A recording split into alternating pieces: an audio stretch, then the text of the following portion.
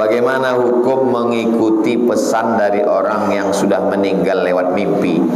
Dalam mimpi itu orang yang meninggal berpesan tentang dirinya pernah berhutang dan minta untuk dilunaskan. Ada buku judul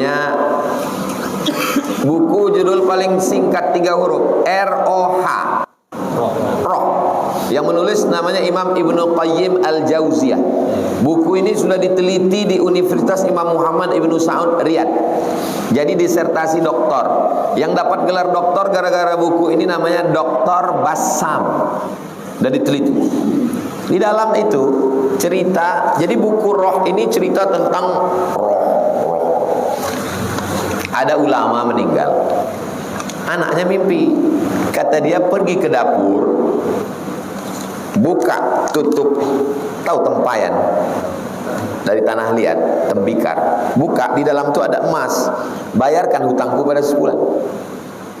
Besok pagi anaknya buka, bawanya emas tuh, tanyanya orang, apa betul kau punya ada piutang? Iya, coba sebutkan orang-orangnya. Jangan ceritakan mau aku bawa emas. Kalau cerita bawa emas semua orang ngaku nanti. Apa betul kau ada punya beberapa piutang? Ya, coba sebutkan. Kepada sebulan. Pada sebulan berapa? Sekian. Ah, ini bayar. Nah, gitu cara. Jangan langsung kasih. Aku mau menyerahkan emas nih. Inilah yang kutunggu, kata dia. Ada orang mengaku dapat mimpi dari almarhum kakek. Dia berkata kakek dalam mimpi itu minta bayarkan hutang. Ke siapa? Sementara tak ada bukti hutangnya selama kakek hidup, dan tak pernah juga kakek menyebut tentang perkara. Kalau tak ada, macam mana membayarnya? Orangnya tak jelas, jumlahnya berapa. Kalau tadi jelas, datang kau ke Sianu, jumpai dia, bayarkan aja. Kalau tak jelas, mimpi itu 3. Yang pertama, ilham dari malaikat. Yang kedua, bisikan setan. Yang ketiga, apa yang antum rasakan, antum lihat beberapa saat sebelum tidur, itu terbawa ke mimpi. Jangan heran kalau beberapa jamaah mimpi jumpa Ustadz Somad, karena yang terakhir ditontonnya alhamdulillah yang ngaku-ngaku mimpi jumpa saya ini 3. Bapak-bapak, ibu-ibu, anak kecil. Belum pernah anak gadis. Saya mahasiswa UIN. Saya ada tugas. Apa itu hadis maudhu? Hadis maudhu bukan hadis. Hadis maudhu bukan hadis. Tertangkap satu pencuri sepeda motor di UIN. Lalu keluar berita, mahasiswa gadungan. Dia mahasiswa apa tidak? Tidak kan? Tapi kenapa disebut mahasiswa? Karena gayanya macam mahasiswa. Bahkan kalau didudukkan dia dengan yang asli, dibilang orang dia yang asli. Bajunya masuk ke dalam, rapi. Yang asli ini pula gaya cuma macam. Kalau ditanya, tanya orang, Pak, mana yang asli ini? Ini yang original ini. Jadi hadis palsu bukan hadis. Kalimat yang dibumbu-bumbui lalu disusupkan dikatakan hadis. Ulama selektif, tereliminasi, tercampak. Itulah makna sanad tadi. Mesti ada sanad, mesti nyambung, periwayatnya mesti adil, periwayatnya mesti dhabit, kuat ingatan. Tidak boleh ada aneh dari riwayat lain. 10 riwayat, 1 aneh, tolak. Tidak boleh ada cacat kecil saja. Cukup 5 syarat, hadis sahih. Tidak cukup 5 syarat, maka dia maudhu, palsu. Contoh, Al-Bazinjan syifa'un min kulli da. Terong obat dari segala macam penyakit. Tak ada sanadnya, tak ada riwayatnya. Siapa yang membuat-buat itu? Tukang jual terong. Lihat terongnya laku. Bagaimana hukum menghadirkan guru mursyid dalam hati pada saat berzikir? Bukan pada saat berzikir, sebelum berzikir. Dalilnya, ya ayyuhalladzina amanu, hai orang yang percaya kepada Allah, ittaqullah, takutlah kepada Allah, Wa kunu ma'as sadiqin. Hendaklah kamu bersama dengan orang yang benar. Kita kalau berzikir itu ingat orang atau ingat Allah? Ingat Allah. Sebelum masuk ke zikir itu untuk lebih fokus. Antum kadang waktu ujian mata pelajaran matematik, terbayang nggak antum guru matematika itu?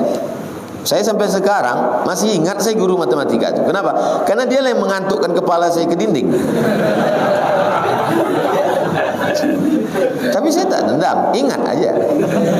Apa bukti saya tak dendam? Saya datang ke rumah dia, saya cium tangannya, saya kasih oleh-oleh, saya doakan dia. Saya tak dendam, tapi ingat perlu. Jadi ketika antum mengingat guru antum sehingga antum lebih fokus, antum bukan sedang menyembah guru, menguatkan hati untuk fokus. Faham? Kita perlu bersama dengan orang-orang baik sehingga hati kita menjadi baik. Tapi kita baik bukan karena orang baik. Karena kalau kita baik karena orang baik, pas orang baik tak ada, kita jadi setan. Wa kunu ma'as sadiqin. Itulah maka ada di depan itu tadi ada spanduk, banner. Orang-orang baik naik motor. Biker subuhan. Yang sudah bergabung, alhamdulillah. Yang belum bergabung, malaikat maut sudah dekat. Kertas terakhir. Apa hukumnya nikah sewali? Ayah saya dengan ayah perempuan, adik beradik. Wali nikahnya saya. Ayah saya dengan ayah, apakah saya bisa menjadi wali untuk pernikahan kami? Ini bukan pertanyaan, ini mau mengetes saya. Ada seorang laki-laki. Ini seorang laki-laki, namanya Abdurrahman, kan? Ini seorang laki-laki juga, namanya Abdurrahim. Abdurrahman dengan Abdurrahim. Abdurrahman ini punya anak perempuan, namanya Siti Aminah. Siapa nama anaknya? Nama anaknya Siti Aminah. Abdurrahman punya anak perempuan namanya Siti Aminah. Abdurrahim ini punya anak laki-laki namanya Nuruddin. Siapa namanya? Nuruddin. Siapa tadi yang pertama? Abdurrahman. Punya anak Siti Aminah. Adiknya Abdurrahim. Punya anak Nuruddin. Nuruddin ini nikah dengan Aminah. Boleh apa tak boleh? Nuruddin ini menikah dengan Aminah, lahir anak perempuan. Itulah mak saya, Syekh Abdurrahman. Syekh Silau Laut punya adik namanya Abdurrahim. Abdurrahim ini punya anak namanya Nuruddin. Abdurrahman ini punya anak perempuan namanya Siti Aminah. Menikah Siti Aminah ini dengan Abdurrahim, menikah Siti Aminah dengan Nuruddin, punya anak perempuan. Itulah mak saya Hajah Rohana, Yayasan Hajah Rohana. Sewali orang. Yang jadi pertanyaan, apakah bisa Nuruddin ini menikahi Aminah dengan mengatakan, kunikahkan engkau dengan aku? Itu pertanyaan kan? Wali perempuan ini ada ayahnya,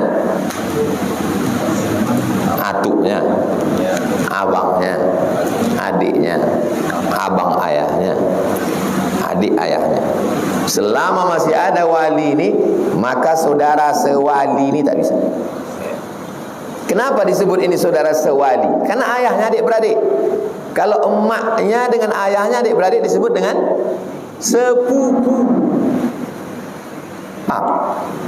Jadi jangan kalau ayah kalian adik-beradik, itu sepupu saya. Enggak, sewali. Kenapa disebut sewali? Karena kalau meninggal semua wali ini, dia bisa menjadi wali. Tapi dia tak bisa mewalikan ke dirinya sendiri. Ke orang lain bisa. Jelas?